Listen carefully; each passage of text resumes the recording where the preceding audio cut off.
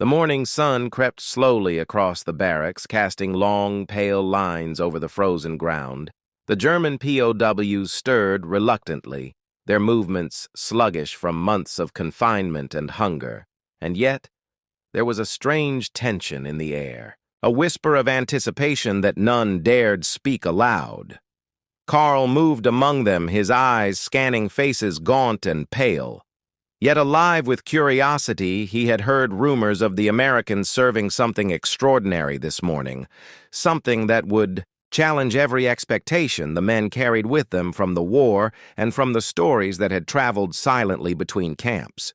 The guards called them to the mess hall, a building they had rarely entered except for meals that were thin, tasteless. And predictable, the POWs shuffled forward their boots, crunching over frost-hardened mud and gravel, every step echoing in the cold morning air as they approached the door.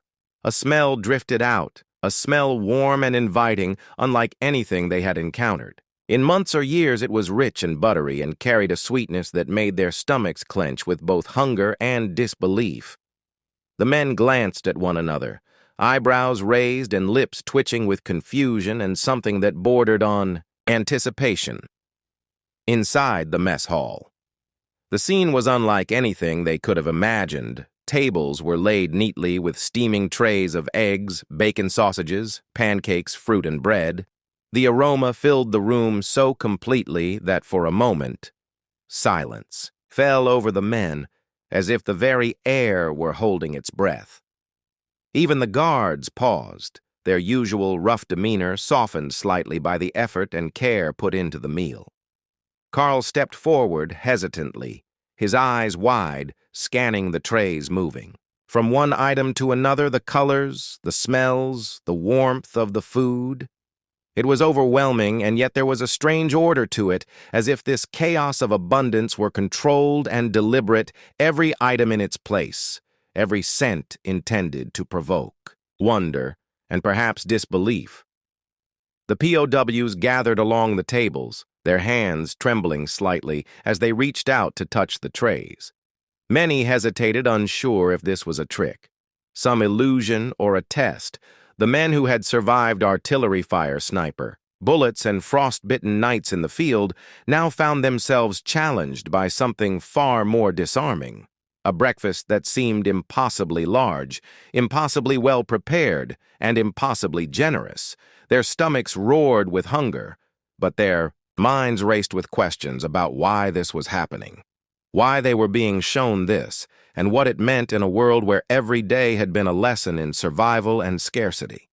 Dieter picked up a plate, a simple gesture, yet his hands shook as he moved it along the table, choosing a few items, yet not daring to take too much. The men around him mirrored his caution, each bite hesitant as if savoring it might break the spell. The eggs were fluffy and warm, the bacon crisped to perfection, and the pancakes sweet and soft, with a richness they had long thought impossible in a prison camp. Each chew a shock to the senses, a reminder of life outside the fences, and of abundance they had never known. Carl whispered to the man beside him, noting the contrast to the meager rations they had endured, and the look in his eyes was a mixture of gratitude and disbelief.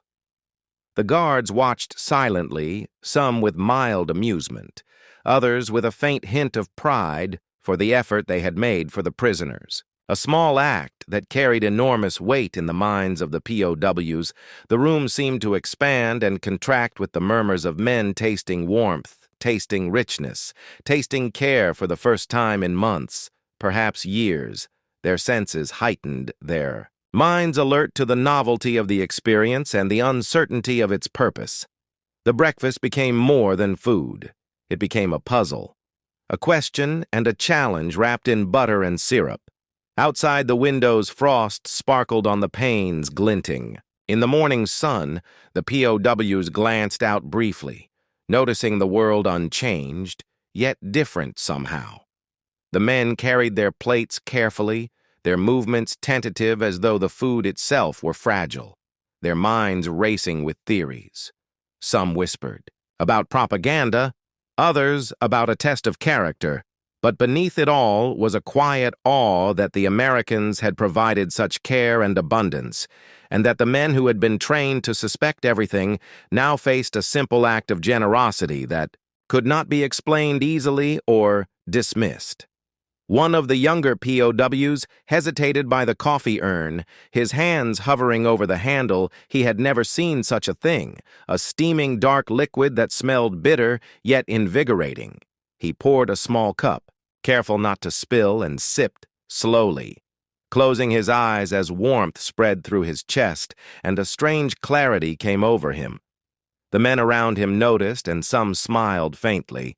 Others frowned, unsure how to process the unfamiliar sensation of comfort in a world that had demanded suspicion and fear for so long. Every sip became a ritual, a moment to reflect, and every glance at the trays and the guards heightened the tension because they could not yet be sure if this was truly generosity or a precursor to something else. The senior officers among the POWs gathered their men and spoke quietly, their words low and careful. The breakfast was discussed not just as sustenance, but as a symbol. The questions were endless. What did it mean? Why now? Why such care and attention? What did the Americans hope to achieve by feeding them so well, so completely? It was a mystery that stirred both admiration and unease. Every officer understood that the men were being tested in ways they could not yet articulate, that the ordinary act of eating had become extraordinary, and that this meal would be remembered long after the plates were cleared. Carl moved to the side of the room, helping a few men who struggled with utensils unused to abundance, their hands awkward as they tried to balance plates overflowing with food, their eyes wide and their hearts uncertain. He spoke softly, encouraging them to take more, not less, to experience the food fully, to understand that for once, scarcity and fear were not the guides of their actions. The men looked at him with hesitation, and some nodded slowly, as if discovering a new law of behavior that required trust and patience, and that the breakfast was more than nourishment. It was instruction, in something that transcended hunger. A sudden noise at the door startled several of the POWs. A group of guards had entered with trays of pastries and bread. The smell of fresh-baked goods rolled through the room, causing several men to stumble slightly, and then regain their balance. The abundance was almost laughable, a ridiculous extravagance after months of thin soup and hard biscuits. The men exchanged glances, some incredulous, some bewildered, their minds trying to reconcile the reality of food, so plentiful and perfect with the memories of deprivation and the silent understanding that this was no ordinary day and that the breakfast might carry a meaning deeper than they could yet comprehend. Outside the mess hall, the wind rose suddenly. Blowing through the trees and across the yard, a flurry of snow danced in the light, as if to remind the men of the harsh world beyond the windows. Yet inside, the warmth of the hall and the richness of the food created a bubble of disbelief and wonder. The men ate slowly, careful to savor every bite, yet acutely aware that nothing in the world was truly free, and that even the simplest act of care might contain a lesson, a warning, or a test. Every chew a step into uncertainty, every swallow a challenge to their ingrained suspicions, and every glance at the American cooks a question about intent. The young men who had never known hunger except in the uniformed strictness of rationed days now looked at their plates with reverence and fear, their hands shaking slightly as they reached for more food. Some whispered under their breath about how this might change everything, how a simple meal could alter perception and perhaps even allegiance, how the ordinary act of feeding prisoners could become a weapon more potent than bullets or artillery. Every morsel swallowed carried weight. Every taste of butter and syrup was a reminder of life beyond survival and a challenge to the mental walls they had built over years of captivity. And, as the sun climbed higher, the POWs continued their meal. The room filled with murmurs of surprised delight and cautious conversation. Every bite a mixture of pleasure and suspicion, every glance a silent calculation of what this meant for them. And, for the future, the breakfast had become more than a meal. It had become a quiet battlefield, a test of trust and observation. a place where the ordinary had been transformed into the extraordinary, and where every man understood that the simplest gestures could carry the heaviest consequences, and that this morning would linger in memory long after hunger was forgotten.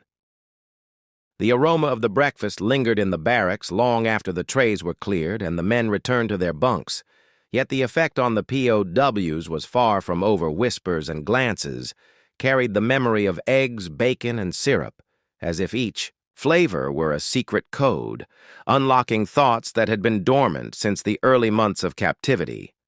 Carl moved quietly among the men, noting the subtle changes, the way hands lingered over utensils, the way eyes tracked one another for reaction. Every man wrestling with an unfamiliar sensation of abundance mixed with uncertainty.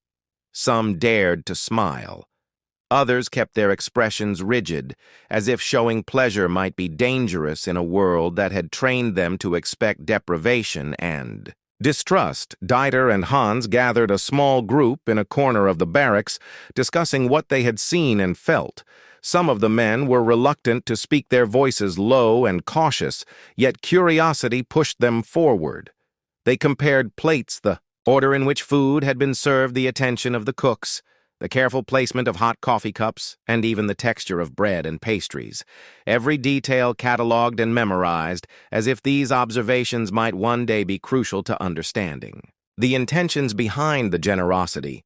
The men speculated silently about the purpose behind such care, whether it was a form of psychological manipulation, a display of power, or a subtle lesson in civility and discipline. Outside the barracks, the frost had begun to melt under the morning sun, yet the world remained harsh and unforgiving. The POWs moved slowly between tasks, some carrying water, others hauling firewood, yet each step was colored by the lingering taste of breakfast, their stomachs fuller than they had been in months, and their minds swirling with thoughts they had long suppressed. The ordinary duties of camp life now seemed lighter somehow, each man carrying with him the secret knowledge that life could exist beyond hunger, and fear that moments of comfort could arrive even in captivity, and that trust might be possible in unexpected forms. During work detail, the men exchanged careful glances while carrying supplies for the guards. Some whispered quietly under their breath about the previous morning, comparing observations of the breakfast. Some speculated about how far the generosity might extend, whether it would continue to lunch or dinner, or if this was a singular moment designed to disorient and confuse them. Carl listened and nodded occasionally, offering insight into the patterns of behavior he had observed in the Americans, suggesting that the attention to detail was deliberate, yet layered with an unexpected kindness, a concept difficult for men trained to expect cruelty and scarcity. In the evenings, the barracks filled with low murmurs. As the men gathered near stoves, the warmth spreading slowly through frost-chilled bones. The breakfast had become a topic of discussion that carried weight and gravity. They spoke quietly, not daring to draw attention from the guards, yet the excitement in their eyes betrayed their fascination with the event. Dieter traced sequences in his mind, noting the reactions of each man, cataloging what had sparked curiosity or delight and what had caused hesitation or suspicion. He understood that this breakfast was now more than food. It was a test, a lesson, and a story that would ripple quietly through the camp over the following days and weeks. Letters, written to families in far-off villages, became a careful exercise in subtle revelation for the POWs, each sentence crafted to convey survival, yet hinting at the abundance and care they had experienced without drawing attention to themselves. The memory of pancake syrup and rich coffee became a private language, a code of hope that could be shared in hushed tones without ever being explicitly stated. Hans carefully guided the younger men on how to describe sustenance without raising suspicion, teaching them to embed gratitude in description without revealing the extent of their experiences in a world where even small gestures of care could be misunderstood. One morning, a new group of prisoners arrived. The men watched curiously as the Americans greeted them with the same attention to food and comfort that had startled them. The newcomers were pale and wary, unfamiliar with the routines and the subtle signals that the breakfast had now become a part of Carl and Dieter's unspoken network. They guided the new arrivals through the rituals, teaching them to approach trays calmly, to take only what was necessary, and to savor the experience without letting fear dictate every action. The scene became a delicate balance of instruction and observation, each act monitored yet unobtrusive. The senior guards observed these interactions, silently noting the changes in the prisoners, the way they moved their hands, the glances they exchanged, the careful way they approached food and conversation. They whispered among themselves, wondering if the breakfast had altered the dynamics of obedience and morale, if a simple act of care could shift the balance of authority in subtle but profound ways. The POWs remained largely unaware of the scrutiny. Yet the tension was palpable, each smile or nod a silent gamble between trust and caution. As days passed, the POWs began to experiment cautiously, with sharing small portions of the food among themselves, a piece of bread here, a slice of fruit there. Each act an extension of what they had experienced during the breakfast, an attempt to carry the generosity further within the camp walls.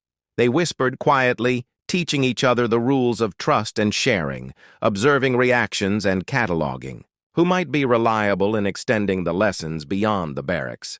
The simple act of eating had now become a social experiment, a measure of human response under controlled abundance and observation. Carl and Dieter noticed subtle changes in the men's behavior during work. Details: some moved with less tension, their shoulders lighter, their backs straighter. Some engaged more readily in conversation when given tasks, yet maintained caution in eye contact and speech. The influence of the breakfast extended beyond sustenance. It had affected morale and camaraderie, and perhaps even challenged the deep-seated notions of authority and hierarchy that had dominated the POWs since capture. Each step outside the barracks became a continuation of the lessons learned over coffee, eggs, and syrup. One afternoon, a small accident occurred in the kitchen. A pot tipped over, spilling food and creating chaos. The POWs watched in suspense, unsure how the guards would react, yet, to their astonishment, the guards and cooks responded with patience and calm, instructing them gently to help clean up without scolding or punishment. The POWs realized the lesson of the breakfast extended beyond the meal itself. It was a demonstration of ordered discipline, and humanity, a lesson in how care could coexist with authority, and that observation and subtle action were now as important as survival skills learned in the field. Or on the march, evening gatherings grew more organized as the POWs created routines. For discussing the events of the morning, the breakfast became a reference point for stories and lessons, whispered quietly, each man memorizing reactions and behaviors, noting subtle shifts in the guards' demeanor and in the response of fellow prisoners. They mapped the psychology of generosity and caution, analyzing how trust could be extended without endangering themselves, and how knowledge could be preserved through observation and memory. The ordinary act of eating had become a crucible for understanding human behavior in captivity. Rumors began circulating about future breakfasts and the possibilities of greater abundance. Each man speculated quietly on what might be provided next, whether they would see fresh meat, vegetables, or even dishes previously unheard of in the harsh routines of prison life. The anticipation created a strange energy among the POWs, a blend of hope, curiosity, and careful strategy. Every step in approaching the mess hall became calculated, every glance at. The guards weighed for signs of change or intention. The breakfast had shifted the mental landscape as much as the physical one, and every man understood that the ordinary had been transformed into the extraordinary. Carl and Dieter worked late into the night, mapping reactions and responses, the movements of men and guards, every glance, gesture, and whispered comment cataloged and analyzed. The lesson of the breakfast extended beyond nourishment. It was a lesson in observation, control, and human psychology, a model for interaction and subtle influence that might shape the behavior of men far beyond the barracks and even beyond the camp. If properly understood and applied, the morning meal had become a laboratory for understanding the delicate interplay of generosity, authority, and survival. As the moon rose, the barracks quieted. The men lay in their bunks reflecting on the day, their stomachs full, but their minds restless. The memory of the breakfast replayed in every detail, every smell, and taste a continuous reminder of both possibility and caution, and every glance exchanged with a neighbor carried silent acknowledgement that the event had changed something fundamental. The ordinary act of eating had become a profound lesson and a quiet battlefield, where trust, suspicion, curiosity, and wonder were tested silently and continuously. And as the night deepened, the shadows of the barracks seemed to hold the echoes of clinking plates and murmured words. The POWs slept lightly, each man alert to subtle movements and sounds, carrying with them the knowledge that the breakfast was only the beginning, that the lessons it taught would unfold slowly, and that the smallest gestures of generosity could ripple through lives in ways that were profound and unforeseen. The days stretched onward, and the memory of the extraordinary breakfast refused to fade. The POWs carried it in every gesture, every glance, and every thought, each man replaying in his mind the texture of eggs, the crispness of bacon, the sweetness of syrup, and the warmth of coffee. It was as if the meal had planted a seed of wonder in their hearts, a seed that grew quietly in the frost-bitten barracks and in the snow-hardened yards outside the gates. Carl moved among them, observing the subtle changes, the way men stood taller, the cautious smiles exchanged across work details, the quiet nods acknowledging shared understanding, and an unspoken bond that had emerged from something as simple yet impossible as a morning meal. The guards watched, the transformations silently, their expressions masked, but their eyes attentive, noting the softening of posture, the lessening of muttered complaints, and the subtle increase in cooperative behavior. Even the senior officers began to take note, wondering how the ordinary act of feeding prisoners could produce results that no punishment drill or strict rationing had ever accomplished. The POWs themselves were aware only partially of the effect of the breakfast on morale and discipline, each man cautious to enjoy, yet suspicious of intent, and constantly questioning whether this was an isolated act or the first step in a more intricate plan of influence and observation. Word of the breakfast and its effects began to spread quietly through the camp, a whisper here, a glance there, a careful mention of coffee or fresh fruit. The news traveled among the men, creating anticipation and tension.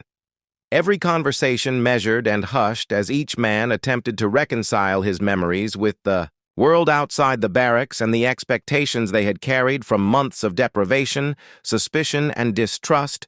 There was excitement, yet restraint, curiosity, yet fear, and a sense that the ordinary could now conceal extraordinary consequences. Carl and Dieter organized small study groups among the POWs, gathering the men after work details in corners of the barracks to discuss observations, to catalog behaviors, and to anticipate future events.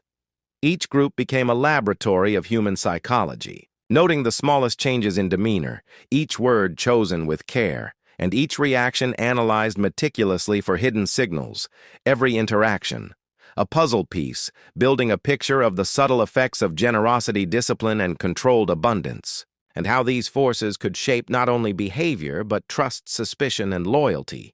One morning, the Americans introduced a new variation in the breakfast trays, a selection of cheeses, fresh baked rolls, and small jars of preserves. The POWs approached cautiously, eyes wide, hands tentative, aware that the ordinary act of choosing food had become a test of observation, of restraint, and of understanding of subtle signals from the guards and cooks. Carl observed reactions closely, noting hesitation and curiosity, delight, and fear. The men moved slowly, each bite weighed with thought, each glance at neighbors calculated carefully, as if learning rules of engagement for an invisible battlefield of civility and restraint. Outside the barracks, the world remained harsh, cold, and unyielding. Yet inside, the warmth of the mess hall and the richness of the food created a psychological sanctuary, a place where observation and learning were paramount, and where the ordinary had been transformed into extraordinary lessons in human behavior. The men carried these experiences with them into work details in the yard, hauling wood and water, observing glances, listening for cues, cataloging every smile, frown, or gesture as if the lessons of the breakfast extended far beyond food and into strategy. Survival and the subtleties of trust rumors began to emerge of special privileges for those who displayed understanding and restraint. The POWs were careful to observe each other, noting who shared portions, who hesitated, and who acted impulsively, every action recorded in memory, a silent ledger of trust and reliability. The lesson of the breakfast now extended into the social structure of the camp, a subtle hierarchy of understanding emerging where knowledge of the ordinary, extraordinary act of food became a marker for perception and caution. Carl and Dieter grew increasingly aware that the influence of the breakfast was reaching deeper into minds and relationships. The younger men looked to them for guidance, cautious yet curious learning. Not only the rules of survival, but the rules of observation, the rules of subtle trust, and the unexpected power of ordinary generosity applied with discipline every movement of the American Guards. And cooks cataloged for intent and meaning, and every variation in food and presentation carefully noted for pattern and insight. One afternoon, a sudden storm forced the POWs and guards to take shelter in the mess hall early. The storm outside howled, and the wind rattled the windows, carrying snow and ice into every crevice. The warmth and abundance of the hall contrasted sharply with the violent world outside, each man acutely aware of the fragility of comfort and the potency of observation. The storm created a crucible for testing patience and behavior. Every glance across a table, every choice of food, and every gesture of care became magnified in importance. A test of awareness and control intensified by the roaring wind and the threat of nature beyond the walls. During this storm, the Americans introduced an entirely new element to the meal, a small serving of chocolate and candied fruit, each piece carefully placed and distributed, creating excitement yet hesitation among the POWs. The ordinary act of eating had now become a multi-layered exercise in trust, discernment, and observation, every man aware that each choice carried consequences for social standing and reputation within the camp hierarchy. Subtle alliances formed over shared portions and whispered approvals, while unspoken judgments were passed silently across the tables. The breakfast was no longer just nourishment. It had evolved into an instrument shaping thought, behavior, and relationships. Carl noticed subtle conflicts arising, a younger man attempting to take more than his fair share, prompting quiet intervention from peers and careful monitoring from guards. The lesson was clear that the ordinary act of receiving generosity could test character, and the responses to it could define relationships, trustworthiness, and the social order within the confined space of the barracks. Each act a delicate balance between self-interest and collective understanding, and each reaction a demonstration of comprehension of the unspoken rules embedded in the morning meal. The storm raged on, yet inside the warmth persisted and the lessons deepened. The POWs began to discuss silently the psychological dimensions of the breakfast, comparing notes, observations, and insights, every man seeking to understand the intent behind generosity and discipline. The ordinary had been transformed into a complex system of interaction with layers of meaning that could influence morale, obedience, and social cohesion. The breakfasts had become a silent battlefield of observation, subtlety, and interpretation, where even the smallest gesture carried weight and consequence. Night fell, and the barracks settled into quiet anticipation. The POWs lay in their bunks, their thoughts occupied by the lessons of the day. The storm outside mirrored the turbulence of their minds, yet within them was a sense of awe and cautious optimism. Every taste of food, every glance observed, every whispered comment had altered perception and reshaped expectation. The simple act of eating had become a profound teacher of human nature. Trust, caution, and the subtle power of generosity applied with intention as the storm abated. The morning arrived bright and clear. The POWs returned. To the mess hall, their movements careful and deliberate, every man aware that the ordinary act of food continued to shape behavior and relationships. The trays were laid with precision and care, and the men approached them with a mixture of curiosity, anticipation, and cautious strategy. Every bite, a reaffirmation of lessons learned, every glance across the table, an assessment of allies and observers, and every gesture from the Americans, a test of comprehension and restraint. By midday, Carl and Dieter realized that the breakfast had fundamentally altered the social dynamics within the camp. The men were more alert, attentive, and engaged, yet cautious, each act of generosity from the Americans producing observable changes in behavior that extended into work detail conversations and interactions among the POWs. The ordinary had become extraordinary, and the lessons embedded in eggs, bacon, coffee, and pastries had rippled through the camp, altering understanding and expectation in ways that could not be easily undone or ignored. As the sun set, the barracks were alive with quiet conversation and careful analysis. The breakfast had become legend, a daily reminder that ordinary acts could carry extraordinary consequences. That observation and discernment were as important as survival, and that trust could be measured and extended carefully without fear of immediate reprisal. Every man lay awake, reflecting on meals, past meals, future, and the subtle lessons that had reshaped the world. Inside the barbed wire and stone walls of the camp, a world in which a breakfast had changed minds, hearts, and perceptions in ways far greater than any ration or punishment ever could. And as the moon rose over the camp, the POWs slept lightly each, man dreaming not of freedom or escape, but of eggs, crisp bacon, warm bread, and the power of generosity disguised as a meal, a quiet revolution in perception that would echo far beyond the barracks, beyond the guards and cooks, and into the hearts and minds of men who had long forgotten that ordinary acts could contain the extraordinary.